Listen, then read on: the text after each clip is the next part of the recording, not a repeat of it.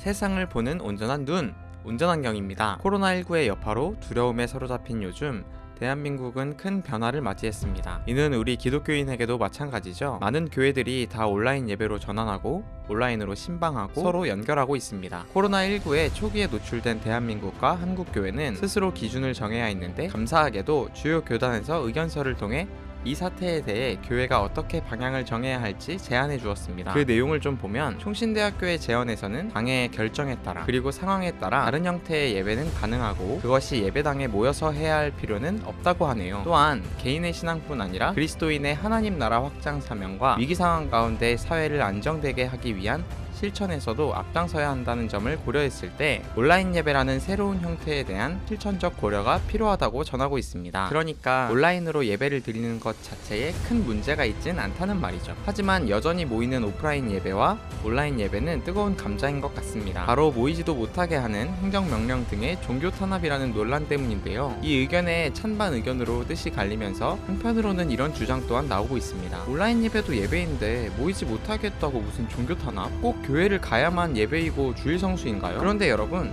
예배가 대체 무엇이길래 이런 갈등이 벌어진 걸까요? 그래서 오늘 온전한경에서는 그리스도인이 예배를 어떻게 이해하고 바라봐야 하는지 함께 알아보도록 하겠습니다.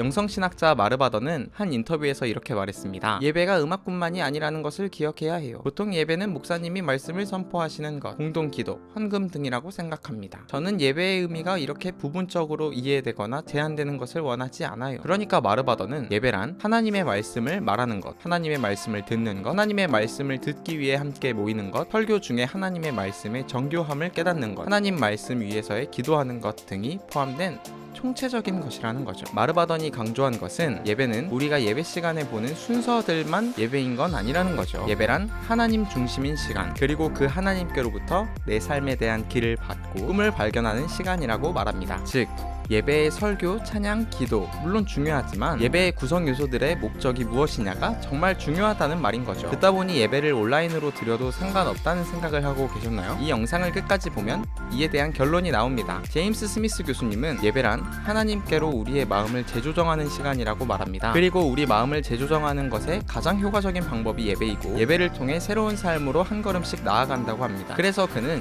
예배는 제자도의 기본이라 했고 저는 이 예배가 그리스도인이 세상 속에 갖는 첫 번째 차이점이라고도 생각합니다. 사실 엄밀히 말하면 우리가 드리는 모든 이 땅의 예배는 천상의 예배의 모형에 불과합니다. 그럼에도 모여서 드리는 예배가 중요한 이유는 모이는 예배의 시간에 단순히 하나님을 찬양하고 말씀을 듣는 것뿐 아니라 하나님의 심정을 담아 성도를 양육하고 성장시키는 교회의 사역이 함께 공존하기 때문입니다. 그래서 성도가 새로운 삶으로 나아가도록 정성을 다해 준비한 공예배와 교회에서의 양육은 성도에게 큰 유익을 제공한다고 하는 거죠.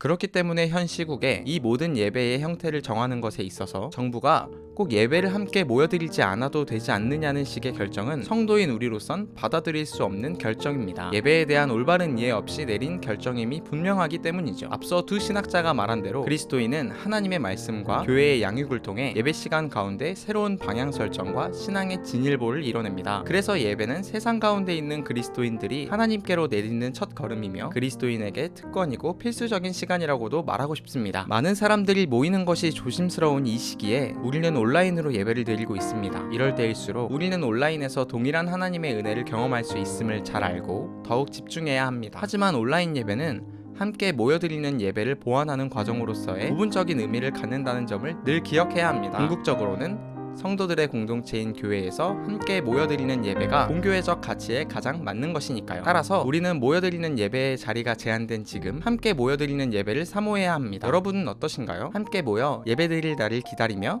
이 시기를 지내시기를 바랍니다. 그것이 예배를 바르게 아는 온전한 눈을 가진 성도의 모습이니까요. 하지만 여전히 우리는 교회에 대한 국가의 요구와 명령 앞에서 혼란을 겪고 있습니다. 현재 모이는 예배를 화두로 발생한 국가의 부당한 행정 개입과 공권력 행사 앞에서 성도이자 국가의 한 국민으로서 우리가 어떠한 입장을 표명해야 하는가가 과제로 남아있는 것 같습니다. 다음 편에서는 코로나19로 인해 마주한 교회의 현 상황 속에서 종교의 자유와 국가 권력 사이의 관계를 바라보는 온전한 관점을 나누고자 합니다. 이 영상이 유익했다면 좋아요와 구독, 공유를 부탁드립니다. 감사합니다.